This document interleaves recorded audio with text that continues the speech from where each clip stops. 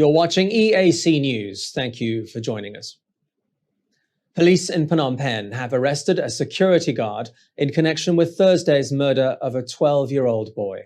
The boy was found in his home in Port Sanchez. The home had been burgled. The suspect was the boy's neighbor. EAC News reporter Reo Soko has the story.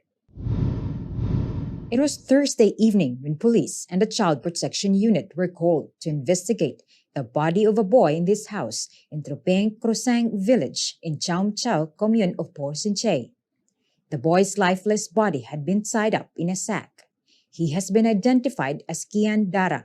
He had been left alone in the rented room when his widowed mother went to work at a nearby garment factory. According to the initial investigation by police officers, the neighboring security guard allegedly stole the boy's mobile phone, a $30 chain, and some cash before killing him. Port Sanchez District Police Penal Officer Captain Lee Sambat says there are signs of a scuffle between the victim and the accused. It's believed the murder occurred at around 4 p.m. on Thursday. Kylian Mbappe's body was found at around 6:30. Police are withholding the name of the security guard while the investigation continues. Rhea Soko, EAC News. You're watching EAC News. Thank you for joining us. The number of COVID-19 Delta cases in the kingdom is slowly climbing. The Ministry of Health confirmed on Friday that a total of 1,534 cases have been detected across the country. Only Kep and Croiche remain Delta-free, and the highest number of cases is in Phnom Penh. 43 new Delta cases have been discovered in the capital just this week. They take Phnom Penh's total to 450. Banteay Menchay has the second highest number of Delta patients, 286. Oda Menchay has 207. Siem Reap has 178. On Thursday, perhaps the most well-known market in the country was hit by a Delta scare. Phnom Penh's central market was temporarily closed after a Delta patient revealed they'd been shopping there on the 15th of August. A total of 384 vendors and nearby residents underwent rapid tests. 3 were positive, but it's not yet known if they have the Delta variant.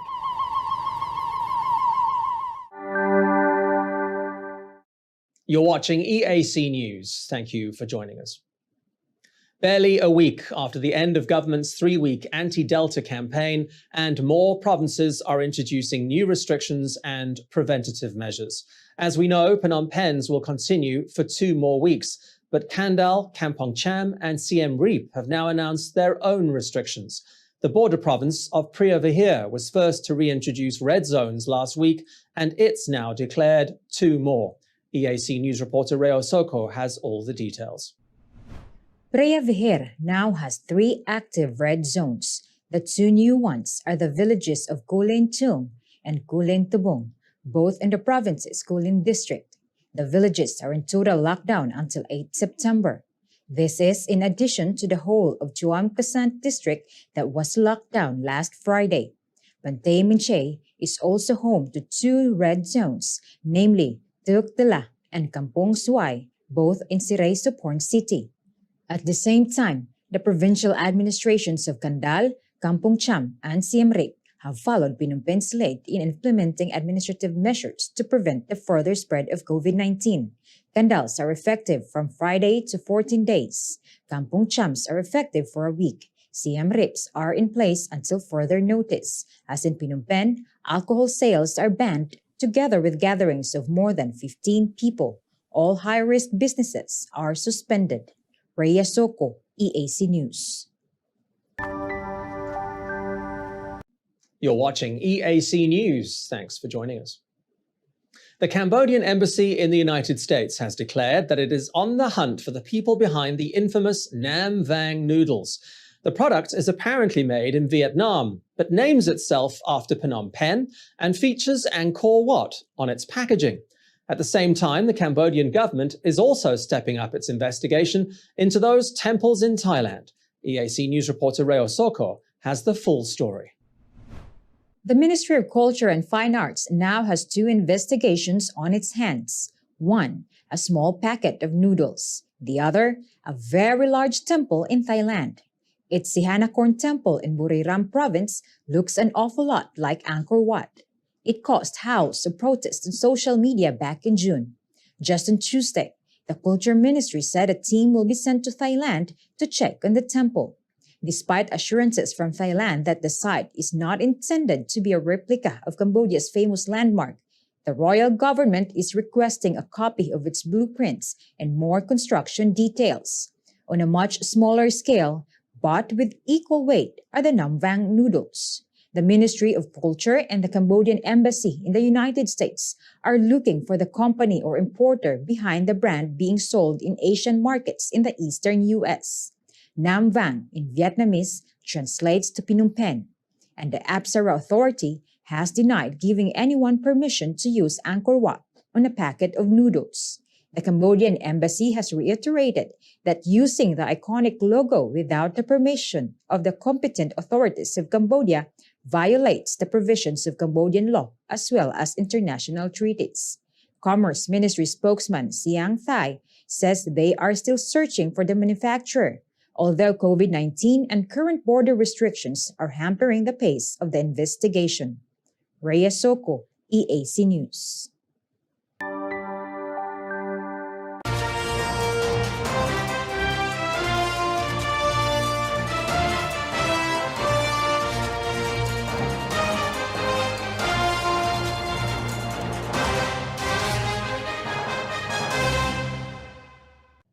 You're watching EAC News. Thank you for joining us.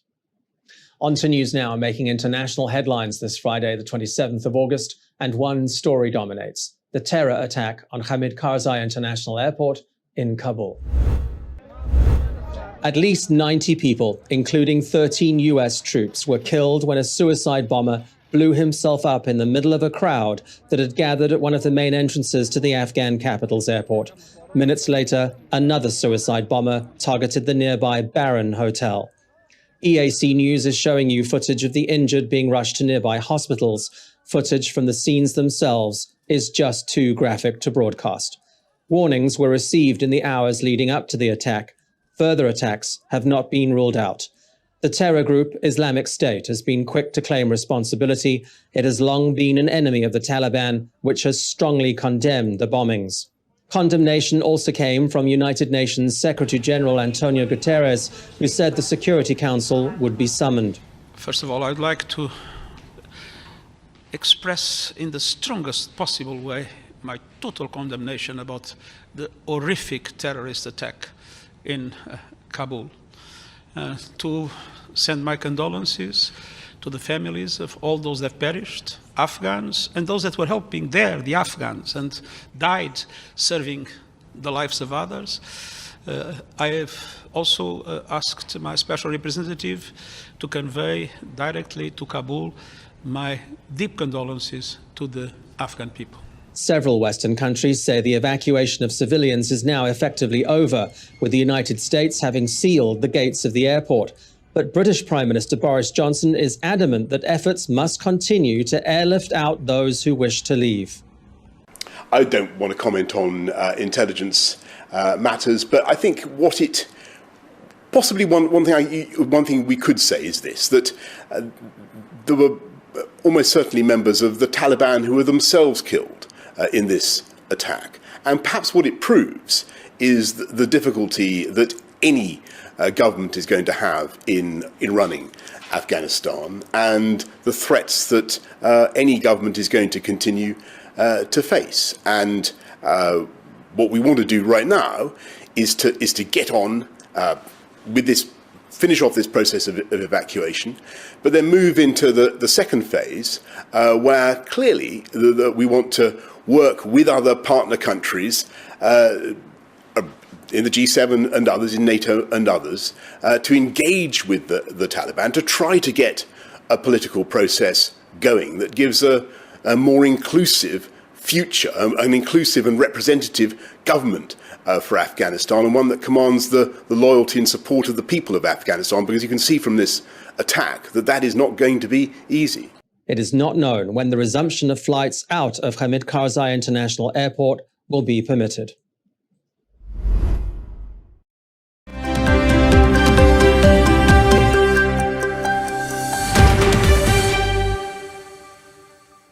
You're watching EAC News. Thanks for joining us. Thursday was a big night for football. UEFA announced its annual awards for players and coaches of the year.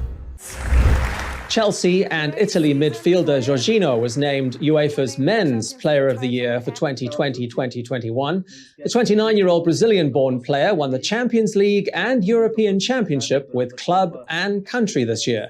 Jorginho was already cast as the favourite on an all-midfield shortlist of 3, with Manchester City's Kevin De Bruyne and Chelsea teammate N'Golo Kante the other contenders. Barcelona's Alexia Putellas won the Women's Award. The Barcelona captain beat teammates Jenny Hermoso and Lika Martins to the trophy, having won the Women's Champions League back in May. Chelsea's Thomas Tuchel was voted Men's Coach of the Year, with Barcelona's Luis Cortez taking the trophy for Best Women's Coach. You're watching EAC News. Thank you for joining us. While handing out its Player of the Year awards on Thursday night, UEFA also made the draw for the 2021-22 Champions League. Lionel Messi's new club, Paris Saint-Germain, will face Manchester City in Group A. City are managed by Messi's former Barcelona coach, Pep Guardiola. Group A isn't much easier than any of the other groups, but then this is the League Cup for the best clubs in Europe. PSG and Man City are joined by RB Leipzig and Belgium's Club Brugge. Reigning champions Chelsea find themselves in Group H against Juventus, Zenit St. Petersburg and Malmo. Liverpool are in Group B with Spanish champions Atletico Madrid, former winners Porto and AC Milan. Real Madrid are in Group D with Inter Milan, Shakhtar Donetsk and Moldova's Sheriff Tiraspol. Barcelona have been drawn in Group E with Bayern Munich, Benfica and Dynamo Kiev. Manchester United will have another meeting with Spain's Villarreal in Group F, which will be a repeat of this year's Europa League final. They're joined in that group by Atalanta and Young Boys. You're watching EAC News. Thank you for joining us. You know it's summertime in Europe when football players change clubs quicker than you change your underwear. And yes, it's that time of year. As expected, Real Madrid have increased their offer for Paris Saint-Germain striker Kylian Mbappe. Their initial offer of almost $188 million was rejected earlier this week. They've now come back with an offer of $199 million. There's been no comment yet from PSG, but Mbappe has said he is keen to move to Spain, and PSG's bank account needs a boost after it bought Lionel Messi. But the biggest news of the transfer season could come from across the English Channel. Juventus have offered Cristiano Ronaldo to Manchester City. The 36-year-old Portuguese star has been linked to a move away from Juventus for weeks, with his contract there ending next year. Ronaldo's agent, Jorge Mendes, has been looking for a club who would be willing to pay Juventus a $30 million transfer fee, plus Ronaldo's substantial salary. City could be keen to bag Ronaldo after failing to lure Spurs striker and England captain Harry Kane from Tottenham Hotspur. If Ronaldo did move to Manchester, it'd be the biggest headline of the season. You're watching EAC News. Thank you for joining us. It's not a sign of climate change, as it happens every 2 to 3 years, but still, it's made the weekend for the residents of a small town in the Chilean desert of Atacama. It is the world's driest desert, and snowfall is pretty rare, especially this late in the year. Meteorologists say snow usually falls during June and July, once every 2 or 3 years, so playing in the snow at the end of August has come as a real treat to the residents of the tiny town of El Salvador. Locals took the opportunity to have snowball fights, make snow angels, and build snowmen. With Atacama considered to be the driest desert in the world, the snow is expected to hang around for at least a few more days.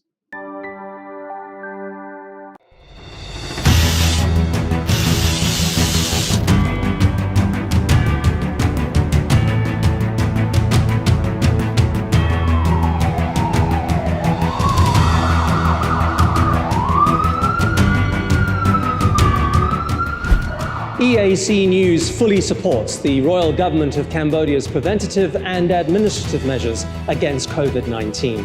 But we need you to play your part in helping bring the 20 February community transmission event to an end. Wash your hands regularly, sanitize wherever possible. Keep an eye on your body temperature. Use the Stop COVID QR code and maintain a safe social distance. But above all, please, please, please wear a mask. Only together can we beat COVID-19.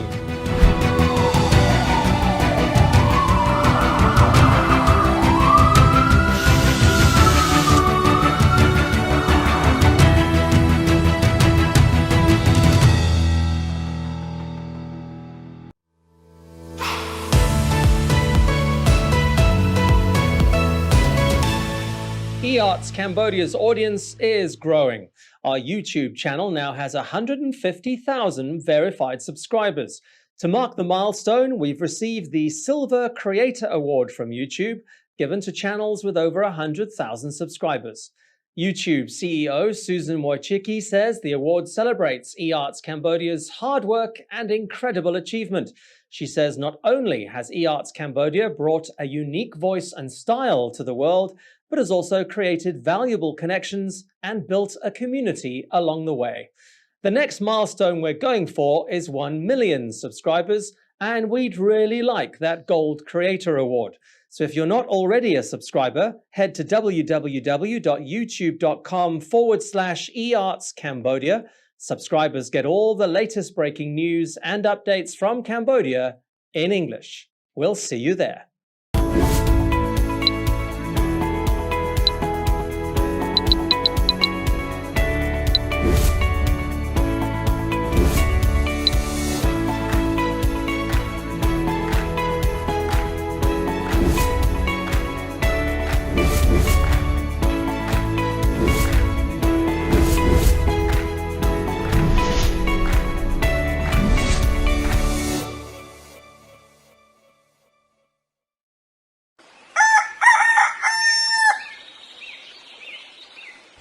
Hơi, đợt miền thôi ấy sao?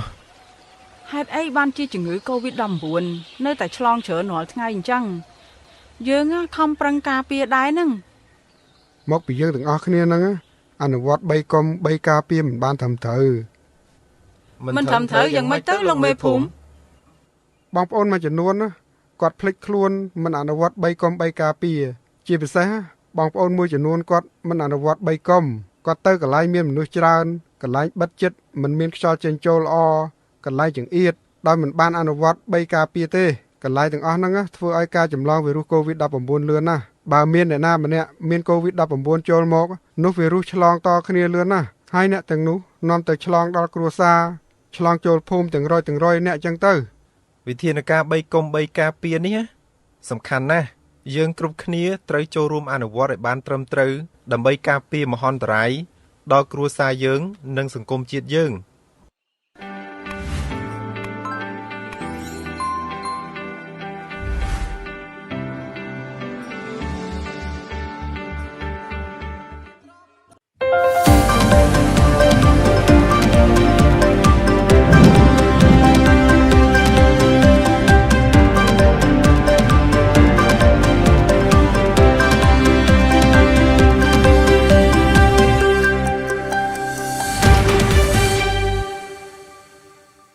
You're watching EAC News. Thank you for joining us. There's been a collective groan from the owners of high-risk businesses in Phnom Penh. The capital administration announced on Wednesday evening that their almost 6-month suspension will continue for at least another 2 weeks.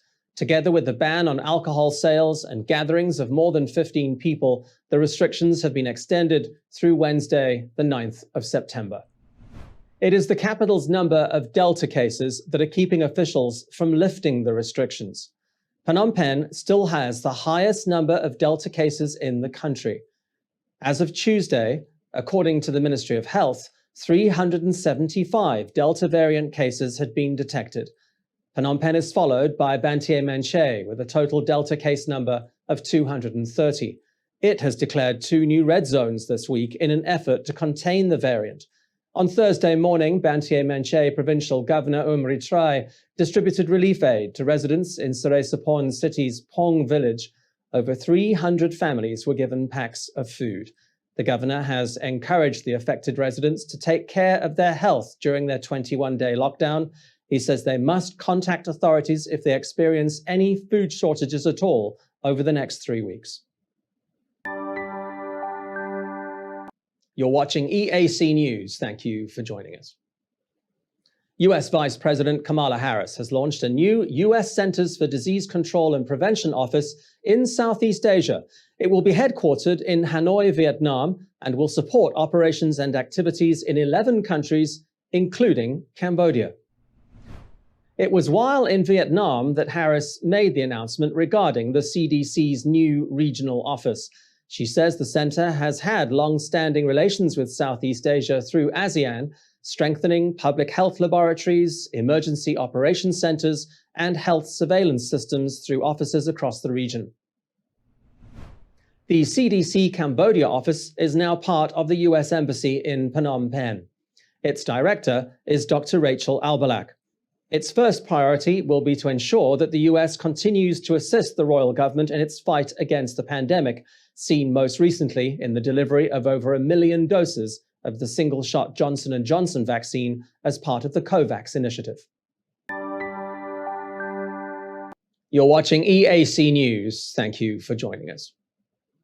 Over 40 Cambodians with disabilities have received training in digital literacy. The training was funded by the United States Agency for International Development, USAID, as well as US-based Development Alternatives. It was organized by the Agile Development Group in partnership with Cambodia's Disability Action Council. Its Secretary General, Chan Makara, says the training equips people with disabilities with the skills and confidence they need to work in the digital sector. EAC News reporter Reo Soko has the story. Despite the COVID-19 situation in Cambodia, government and other sectors have made sure that people with disabilities continue to receive attention with the motto, "No one should be left behind." On Thursday, 41 people with disabilities received their certificates in digital literacy. Secretary General of the Disability Action Council, Chan Makara, highlighted just how important this training has been.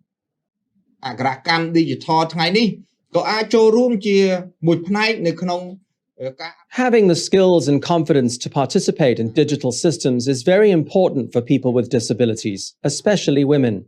I would like to encourage civil society, development partners, self-help groups, as well as all national and international NGOs to continue to cooperate more constructively to discuss and find solutions to challenges. Progress and sustainability of the disability sector, in particular, increasing the skills of people with disabilities when it comes to digital systems and the creation of decent employment opportunities, are needed in order to achieve the long-term development goals of the Royal Government of Cambodia.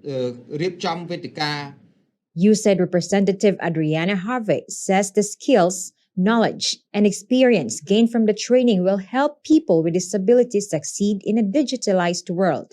She says she hopes that the training will be a start for these people to pursue their dreams. Rhea Soko, EAC News.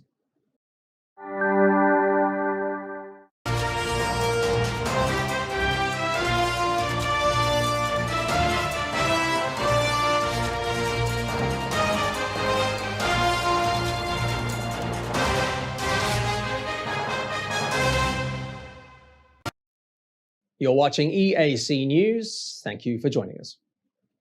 Well, now for a look at news making headlines around the globe this Thursday, the 26th of August. While its vehicles patrol the streets of Kabul, the Taliban says it has launched talks on the formation of a new government. It has promised an inclusive Islamic government that will be representative of the entire country. It has apparently already held talks with one former enemy, former President Hamid Karzai. Residents of Kabul say all they want is peace after decades of invasion and civil war. They also want the Taliban to stick to its promises of respecting women's rights to work and girls' rights to an education. But for many others, there's just no thought of returning to life under the Taliban. Crowds of desperate people continue to gather outside Kabul's main airport in the hopes of evacuation. Many are standing in knee-deep water, full of garbage and near barbed wire as US troops push them back. These are the Afghans who managed to fight their way past the Taliban, which is trying to send Afghans back home, saying they have nothing to fear. It says evacuation flights will end next Tuesday and there'll be no extension to that deadline. At least 36 people have been shot dead by gunmen during a night raid on a village near the central Nigerian city of Jos.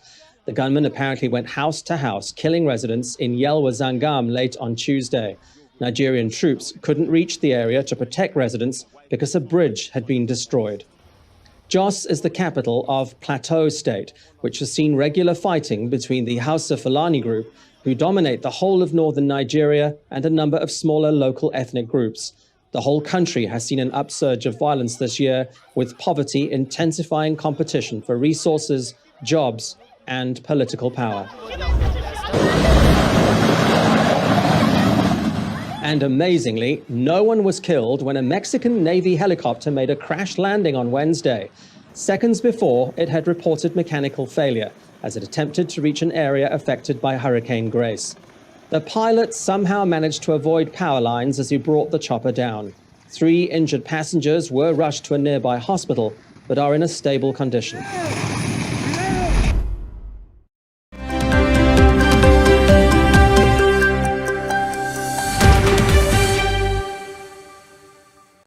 You're watching EAC News. Thank you for joining us.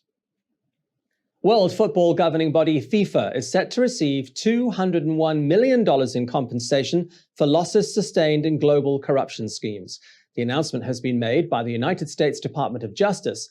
The money was seized from the bank accounts of former officials who were involved in a number of schemes following a probe into years of corruption within the world of football. The probe was launched back in 2015, and more than 50 defendants have been criminally charged. Most of them were either senior soccer officials or sports marketing executives, taking bribes for arranging tournaments, venues, and broadcasts. The funds will go into a new World Football Remission Fund to help finance football-related development projects across the globe. FIFA President Gianni Infantino has welcomed the news. This is a great victory for FIFA and a great victory for football. I want to sincerely thank the US justice authorities for their efforts in this respect, for their fast and effective approach in bringing these matters to a conclusion, and also for their trust generally. The truth is that, thanks to their intervention back in 2015, we have been able to fundamentally change FIFA from a toxic organization at that time to a highly esteemed and trusted global sports governing body. The US Department of Justice says its work is not finished and that dozens of other investigations into kickbacks and bribes continue. You're watching EAC News. Thanks for joining us. Paris Saint-Germain has rejected Real Madrid's offer for France forward Kylian Mbappe. It appears to be a simple matter of the offer being too low. It was almost $188 million, but then PSG did pay $200 million to acquire him. It was widely thought that PSG would have been happy to sell Mbappe, with it just having forked out millions for Lionel Messi, and the fact that Mbappe actually wants to move to Spain. But Real's initial offer tabled on Sunday was labelled as a first move. PSG coach Mauricio Pochettino, seen here talking with Mbappe, and Mauricio Icardi will be reluctant to see Mbappe go if Real ups its offer. He's under a lot of pressure to get some silverware this season, and obviously sees Mbappe and Messi as being the keys to unlocking the cabinet. PSG ended last season with only one major trophy, the French Cup, after losing the league title by just 1 point to Lille.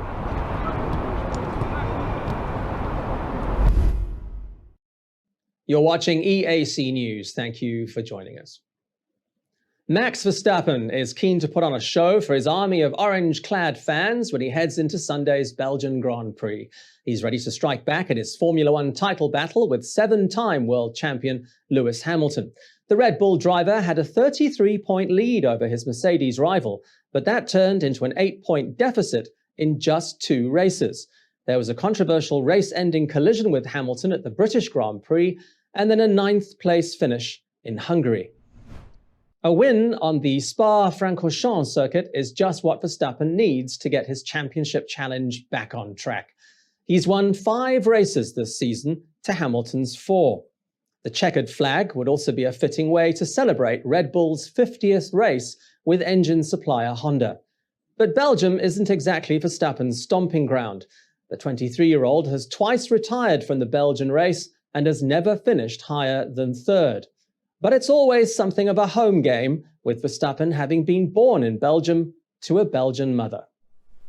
I mean, for me, Spa already before I was into F1, it was my favorite track. And of course, even going to other tracks, it's still my favorite. And then of course, it's kind of a home Grand Prix, being half Belgian, half Dutch. So I always enjoy going there. And then of course now it's Zandvoort back on the calendar. That's the other half where a lot of Dutch people will come. And it's of course, the 2 tracks are very close to each other. I'm looking forward to that as well. Organisers have capped capacity at 75,000 fans per day due to COVID-19. Attendance is limited to citizens of Europe and the United Kingdom. You're watching EAC News. Thank you for joining us. Is there anything cuter than a lion cub? Well, a Mexican zoo is welcoming the arrival of 3 of them. The 3 little siblings were born on Friday the 13th of August, but it was a lucky day, with this zoo's lion enclosure seeing something of a baby boom. The 2 females and 1 male are all in good health, but they have been separated from their mother for the next few weeks after she failed to produce milk. They'll be under constant surveillance for the next few months of their lives and have to be bottle-fed every 3 hours. But zoo staff say it's the best job in the world.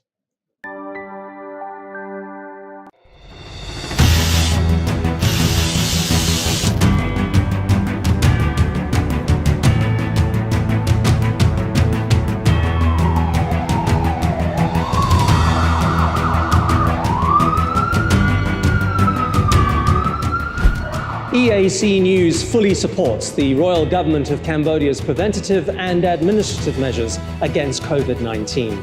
But we need you to play your part in helping bring the 20 February community transmission event to an end. Wash your hands regularly, sanitize wherever possible. Keep an eye on your body temperature. Use the Stop COVID QR code and maintain a safe social distance. But above all, please, please, please, wear a mask.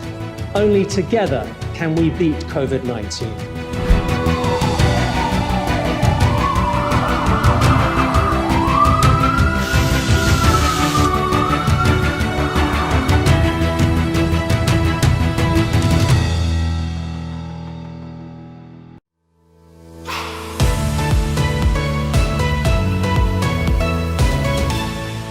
eArts Cambodia's audience is growing.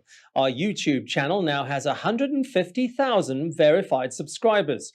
To mark the milestone, we've received the Silver Creator Award from YouTube, given to channels with over 100,000 subscribers. YouTube CEO Susan Wojcicki says the award celebrates eArts Cambodia's hard work and incredible achievement. She says not only has eArts Cambodia brought a unique voice and style to the world, but has also created valuable connections and built a community along the way. The next milestone we're going for is 1 million subscribers, and we'd really like that Gold Creator Award. So if you're not already a subscriber, head to www.youtube.com/eArtsCambodia. Subscribers get all the latest breaking news and updates from Cambodia in English. We'll see you there.